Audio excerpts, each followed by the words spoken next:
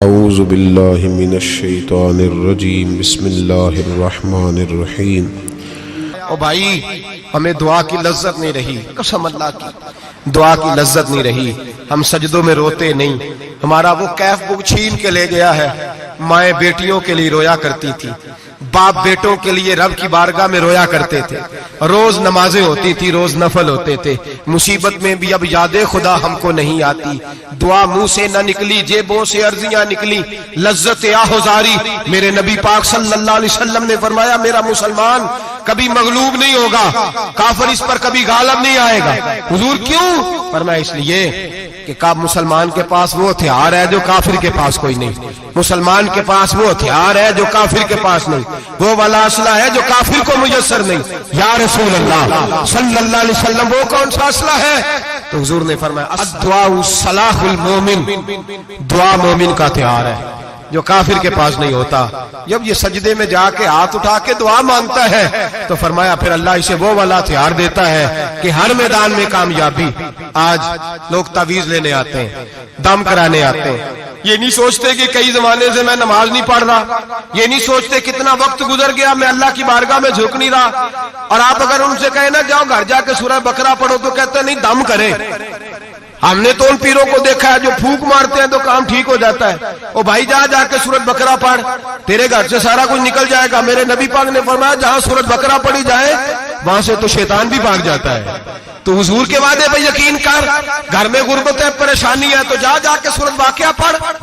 نبی پاک نے فرمایا جو سورۃ واقعہ پڑھے گا رسول پاک کا وعدہ ہے گھر میں کبھی فاقہ نہیں آئے گا۔ کہتے نہیں مجھے تو گلے میں رکھنے والا تعویذ دے دے جس سے ہمیشہ برکت ہی برکت رہے۔ او بھائی اللہ اللہ کا رب کریم کی بارگاہ میں جھک۔ یاد رکھیں صوفیاء اولیاء اللہ وہ اللہ کو منایا کرتے تھے، حالات بگڑتے تھے تو معافی مانگا کرتے تھے، کہتے تھے ہم سے کوئی غلطی ہو گئی تو ایسا ہوا ہے۔ ایک قول ہے حضرت عبداللہ بن مبارک کا، اگر آپ کو یاد ہو گیا تو بہت سارا وقت آپ کا یہ ایک قول ہو سکتا ہے آپ کو کئی چیزوں کی اصلاح کا موقع دے دے۔ حضرت عبداللہ بن مبارک فرماتے ہیں میں گھوڑے پہ بیٹھا ہوا تھا، میرے گھوڑے نے سرکشی کی، میرے گھوڑے نے سرکشی کی، وہ تھوڑا سا ٹانگیں اٹھانے لگا، تھوڑا سا ادھر ادھر ہونے لگا۔ حضرت عبداللہ بن مبارک فرماتے ہیں میرا گھوڑا میری بات نہیں مانتا تھا، میرے مرید میرے شاگرد ساتھ تھے، مرید کہتے ہیں حضرت فوراً گھوڑے سے اترے اور اتر کر کے فوراً اللہ کی بارگاہ میں جھک گئے، نماز پڑھی، نفل پڑھے، رونے لگے، استغفار پڑھنے لگے۔ تھوڑی ہی دیر کے بعد دوبارہ گھوڑے پہ بیٹھ گئے، وہ گھوڑا بالکل صحیح ہو گیا، تابعداری کرنے لگا، فرما برداری۔ حضرت سفر پہ جانے لگے تو مریدوں شاگردوں نے پکڑ لیا، کہا حضور بتلائیے ہوا کیا؟ آپ فرمانے لگے میری زندگی کا تجربہ ہے، میرے جانوروں سے، میرے شاگردوں میں سے، میرے مریدوں میں سے، میرے بچوں میں سے جب کوئی میری نافرمانی کرتا ہے تو مجھے پتہ چل جاتا ہے۔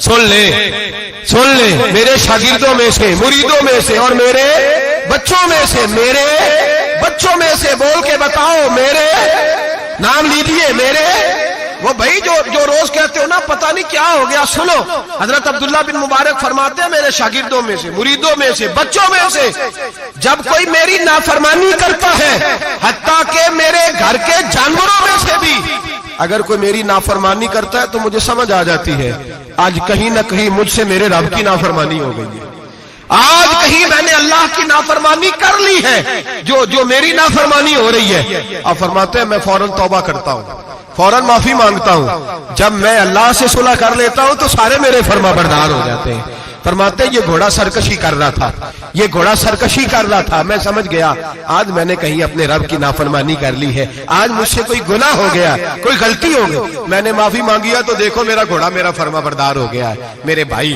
اعلانیہ ظلم کرنا، اعلانیہ گناہ کرنا، اعلانیہ اللہ کو ناراض کرنا، روز کی بنیادوں پر ظلم کرنا، ہم صبح اٹھ کے سوچے تو صحیح کہ شام تک وقت گزرتا کیسے ہے، کتنی باتیں ہیں جن میں جھوٹ ہے، کتنے لفظ ہیں جن میں غیبت ہے، کتنی گفتگو ہے جس کے اندر غلاظت ہے، اور پھر کتنا رزق ہے جو حرام کا ہے۔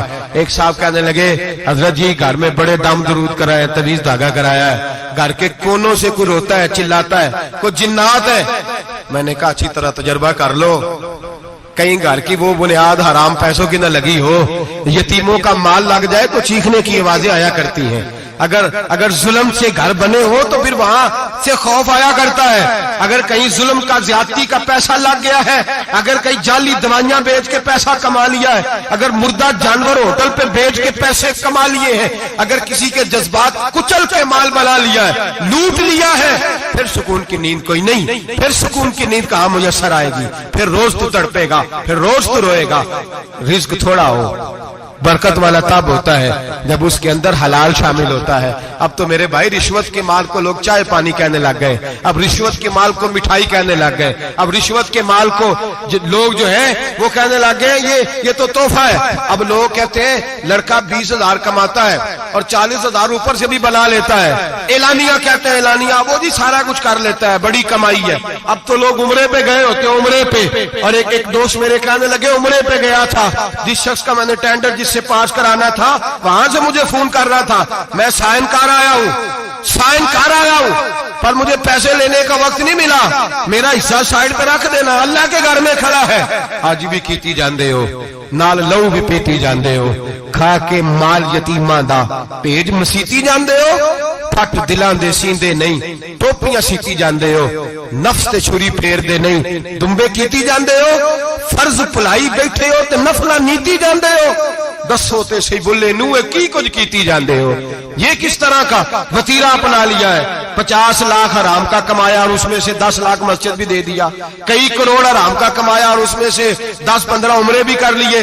پہلے دیکھ تو صحیح تیرا مال کیسا ہے. اعلانیہ گناہ, اعلانیہ رشوت چلتی ہے, اعلانیہ لوگ پیسے. ہمارے ملک کے اندر ایسے تاجر بھی پائے جاتے ہیں جو کہتے ہیں جی میں ٹی وی پہ بیٹھ کے کہتا ہوں میں رشوت دیتا ہوں, رشوت لی جاتی ہے, میں چھوٹے سے لے کر بڑے تک کو دیتا ہوں, یہاں چھوٹے مجرم بند ہیں, بڑے آزاد ہیں. خدا را ڈرو, جب اتنے اعلانیہ رب کریم کی نافرمانی ہوتی ہے پھر اللہ کے غضب کو آواز ہوتی ہے, پھر رب کریم جلال میں آتا ہے, پھر بستیاں اجڑتی ہیں. اللہ فرماتا ہے ومن اعرض عن ذکری فإن له معیشۃ ضنکا, اگر تو میرے ذکر سے منہ پھیرے گا میں تیری زندگی تیرے لیے تنگ کر دوں گا, میں تنگ کر دوں گا. سارا کچھ ہونے کے باوجود تو دکھی رہے گا, ہر چیز تیرے پاس ہوگی تو اذیت میں رہے گا. فإن له معیشۃ ضنکا, میں تیری زندگی تنگ کر دوں گا. ونحشرہ یوم القیامۃ اعمی, قیامت کے دن میں تجھے اندھا کر کے اٹھاؤں گا. دنیا میں تیری زندگی تیرے لیے تنگ کر دوں گا, قیامت میں تجھے اندھا کر کے اٹھاؤں گا. میرے بھائی گناہ پہ فخر نہ کریں, غلطی ہو جائے تو مان جائیں. میرے نبی پاک نے فرمایا میرا رب تو پابندی نہیں لگاتا, بنی اسرائیل پر پابندی تھی, خاص جگہ پہ آئیں گے تو معافی ملے گی. جب تو بھول جائے تو دل میں شرمندگی محسوس کیا کر اور وہیں بیٹھے بیٹھے توبہ کر لیا کر, اللہ وہیں بیٹھے بیٹھے تجھے معاف فرما دے گا, وہیں بیٹھے بیٹھے اللہ تجھے معاف کر دے گا. احساس ندامت پیدا کریں. ہم لوگ جرم کرتے ہیں, پھر بجائے اس کے کہ ہم اپنی خطا کو مانیں ہم پھر اس پر اصرار کرتے ہیں. اور ایک بات آخر میں ضرور ذہن میں رکھیں, جب آدمی گناہ پہ ڈٹ جاتا ہے نا پھر اس کا دل کالا ہو جاتا ہے. صحیح بخاری صحیح مسلم میں حدیث ہے, نبی پاک نے فرمایا کہ گناہ کرنے کے بعد جو ڈٹ جائے توبہ نہ کرے پھر دوسرا گناہ کرے تو ایک نقطہ لگتا ہے, توبہ کر لے تو نقطہ صاف ہو جاتا ہے, کالا نقطہ, اور اگر وہ توبہ نہ کرے تو دوسرا سیاہ نقطہ لگ جاتا ہے. پھر توبہ نہ کرے تیسرا گناہ کرے تو تیسرا سیاہ نقطہ, پھر دل کالا سیاہ ہو جاتا ہے. شارحین فرماتے ہیں پھر کئی دفعہ لوگ بے ایمان ہو کے مر جاتے ہیں, بے ایمان ہو. اپنے آپ کو برے خاتمے سے بچائیں, برے خاتمے سے. ایمان سلامت ہوگا تو نبی پاک بخشش فرمائیں گے, سفارش فرمائیں گے. ایمان سلامت ہوگا تو اللہ بخشے گا.